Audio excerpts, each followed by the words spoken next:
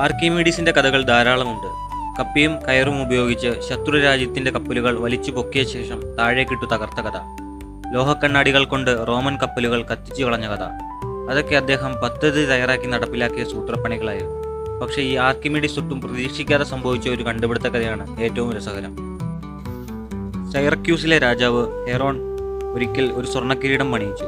അതിനാവശ്യമായ സ്വർണം നൽകിയാണ് രാജ്യത്തെ പ്രശസ്തനായ സ്വർണ്ണപ്പണിക്കാരനെ കൊണ്ട് രാജാവ് അത് പണിയിച്ചു വാങ്ങിയത്. പക്ഷേ കിരീടം കയ്യിൽ കിട്ടിയപ്പോൾ രാജാവിനൊരു സംശയം. ഇത് താൻ നൽകിയ തനി സ്വർണം തന്നെയാണോ? ഹെറോൺ രാജാവിന്റെ വിശ്വസ്ത സഹായിയായിരുന്നു ആർക്കിമിഡീസ്.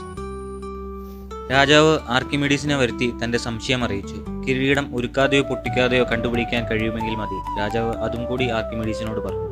ആർക്കിമിഡീസ് ആലോചന തുടങ്ങി.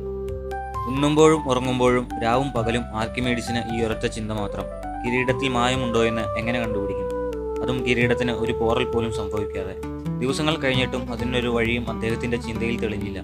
പക്ഷേ ആർക്കിമിഡീസ് കീഴടങ്ങാൻ തയ്യാറായിരുന്നില്ല. അദ്ദേഹം തല പുകച്ചുകൊണ്ടേയിരുന്നു. തനിക്കത് കണ്ടെത്തിയേ പറ്റൂ, അദ്ദേഹം മനസ്സിൽ ഉറപ്പിച്ചു. അങ്ങനെ സദാസമയവും ഈ ചിന്തയുമായി നടന്ന ആർക്കിമിഡീസ് ഒരു ദിവസം വെള്ളം നിറച്ച തൊട്ടിയിൽ കുളിക്കാനിറങ്ങി. അപ്പോഴും ശരീരം വൃത്തിയാക്കുന്നതിലായിരുന്നില്ല അദ്ദേഹത്തിന്റെ ശ്രദ്ധ. രാജാവിന്റെ സംശയം പരിഹരിക്കുന്നതിലായിരുന്നു. പെട്ടെന്ന് ഒരു കാര്യം അദ്ദേഹത്തിന്റെ ശ്രദ്ധയിൽപ്പെട്ടു. താൻ കുളിത്തൊട്ടിയിലേക്ക് ഇറങ്ങിയപ്പോൾ കുറെ വെള്ളം പുറത്തേക്ക് ഒഴുകിപ്പോകും. ഒരു നിമിഷം ചിന്തിച്ച അദ്ദേഹം ഉറക്കെ വിളിച്ചു പറഞ്ഞു: യുറീക്ക, യുറീക്ക!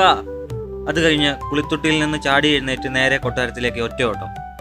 യുറീക്ക എന്നാൽ കണ്ടെത്തൽ എന്നാണ് അർത്ഥം. തന്റെ ലക്ഷ്യം സാധിച്ച സന്തോഷത്തോടെ യുറീക്ക എന്ന് ആർത്തട്ടഹസിച്ചുകൊണ്ട് പുറത്തേക്ക് ഓടിയ ആർക്കിമീഡീസ് താൻ വസ്ത്രമൊന്നും ധരിച്ചിട്ടില്ലെന്ന കാര്യം ശ്രദ്ധിച്ചതേയില്ല. യാതൊരു പരിസരബോധവുമില്ലാതെ ജനങ്ങൾക്കിടയിലൂടെ തെരുവിലൂടെ അദ്ദേഹം പാഞ്ഞുപോയി. അദ്ദേഹം കൊട്ടാരത്തിൽ ചെന്ന സ്വർണ്ണക്കിരീടം അതുപോലെ തന്നെ ഒരു പാത്രത്തിലെ വെള്ളത്തിൽ താഴ്ത്തി. കവിഞ്ഞൊഴുകിയ വെള്ളത്തിന്റെ അളവ് കണക്കാക്കി. പിന്നീട് കിരീടത്തിന്റെ തൂക്കത്തിനൊത്ത് അസൽ സ്വർണം പാത്രത്തിലെ വെള്ളത്തിൽ താഴ്ത്തി. കവിഞ്ഞൊഴുകിയ വെള്ളത്തിന്റെ കണക്കെടുത്തു. അതിനുശേഷം കിരീടത്തിന്റെ തൂക്കം വെള്ളിയെടുത്തും അതും വെള്ളത്തിൽ മുക്കി നോക്കി. ഈ മൂന്നളവുകളിൽ നിന്ന് അദ്ദേഹത്തിന് സത്യം ബോധ്യപ്പെട്ടു: കിരീടം മുഴുവൻ സ്വർണമല്ല, മുഴുവൻ വെള്ളിയുമല്ല, സ്വർണവും വെള്ളിയും ചേർന്ന മിശ്രിതം കൊണ്ടാണ് അതുണ്ടാക്കിയിരിക്കുന്നത്. അങ്ങനെ ആകസ്മികമായുണ്ടായ ഒരു സംഭവത്തിൽ നിന്ന് ആർക്കിമീഡീസ് പുതിയൊരു തത്വം ആവിഷ്കരിച്ചു.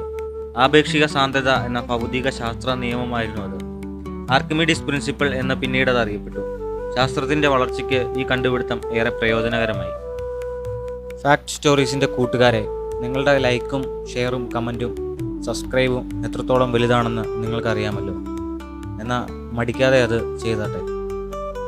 അപ്പോൾ മറ്റൊരു വീഡിയോയിൽ പുതിയൊരു അറിവുമായി കാണാം.